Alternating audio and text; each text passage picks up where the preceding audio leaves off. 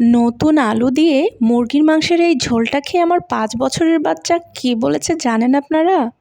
বলল, মা, মাংসটা অনেক অনেক মজা ছিল। যাই হোক, কড়াইয়ের মধ্যে শুরুতেই দিয়ে দিচ্ছি সয়াবিন তেল, তারপরে দিয়ে দিচ্ছি ১ কাপের মতন পেঁয়াজের স্লাইস। এখানে আমি দেশি পেঁয়াজ ৫-৭টা নিয়েছিলাম। এবার এগুলোকে হালকা বাদামি করে ভেজে নিয়েছি, আর যেন পুড়ে না যায় তার জন্য সামান্য একটু পানি দিয়ে দিচ্ছি ২ টেবিল চামচ আদা, রসুন এবং জিরা বাটা। আমি এখানে একসাথে বেটে নিয়েছি। আর এবার দিয়ে দিচ্ছি ১ চা চামচ হলুদের গুঁড়া,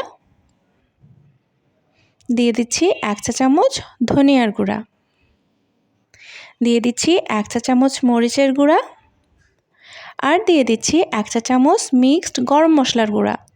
এইবার দিয়ে দিচ্ছি ১.৫ চা চামচ লবণ এবং মরিচের গুঁড়াটা আপনারা আপনাদের টেস্ট অনুযায়ী ব্যবহার করবেন। আচ্ছা, আপনারা হয়তো খেয়াল করেছেন এখানে আমি মিক্সড গরম মশলার গুঁড়া ব্যবহার করেছি। এখন আপনাদের কাছে মিক্সড গরম মশলার গুঁড়া নাই থাকতে পারে, তখন কি করবেন? তখন আপনারা ২-৩টা দারুচিনির টুকরা, ৪-৫টা এলাচ, ৭-৮টা গোলমরিচ বেটে তারপরে ব্যবহার করবেন। এই যে দেখুন, কথা বলতে বলতে কিন্তু আমি মশলাটা কষিয়ে নিয়েছি। অবশ্যই ৫-৬ মিনিটের জন্য কিন্তু মশলাটা কষিয়ে নিতে হবে। এইবার দিয়ে দিচ্ছি ৩টা মিডিয়াম সাইজের আলু, আর আলুগুলো আমি বেশ বড় বড় করে টুকরো করে নিয়েছি। যেহেতু নতুন আলু, সেদ্ধ হতে কিন্তু বেশি সময় নেয় না। এইবার দিয়ে দিচ্ছি একটা ১ কেজি ওজনের মুরগি, আর আমি এখানে সোনালী মুরগি নিয়েছি। এইবার দিয়ে দিচ্ছি ২টা টমেটোগুলো আমি ৪ ফালি করে কেটে নিয়েছি। এবার ভালো করে কষিয়ে নিতে হবে এগুলোকে। কষানোর জন্য সামান্য একটু পানি দিয়ে দিচ্ছি, অনেক বেশি না, আধা কাপেরও কম, যেন নিচে পোড়া না লেগে যায় আর এই কষাতে কষাতে পানি ছেড়ে দেয়।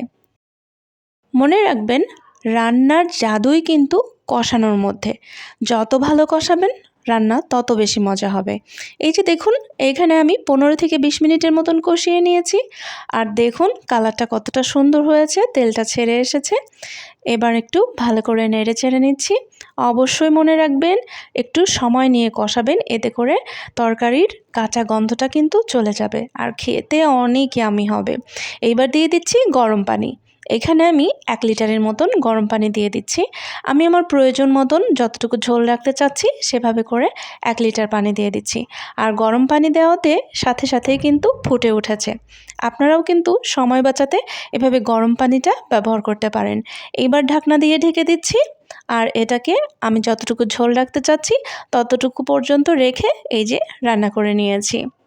এখনও কিন্তু আমার রান্নাটা শেষ হয়নি, এখনও খানিকটা বাকি রয়ে গেছে। আর শেষ পর্যায়ে এসে মাংসর মধ্যে এই মশলাটা না দিলেই কিন্তু না। আপনারাও নিশ্চয়ই ব্যবহার করেন। এখানে আমি ১ চা চামচ জিরা তেলে ভেজে নিয়েছি, কোনো রকম তেল ছাড়া। তারপরে এটাকে গুঁড়ো করে নিয়েছি।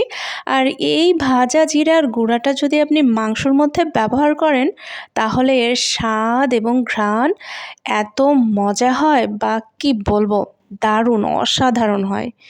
আমার হাজব্যান্ড তো এই জিরা ভাজা না দিলে একরকম আন্দোলনই করে বসে। যাই হোক, আজকের রেসিপিটি আপনাদের কেমন লাগলো কমেন্টে লিখে জানাতে ভুলবেন না কিন্তু। আজ তবে এই পর্যন্তই। আল্লাহ হাফেজ। আসসালামু আলাইকুম ওয়া রাহমাতুল্লাহ।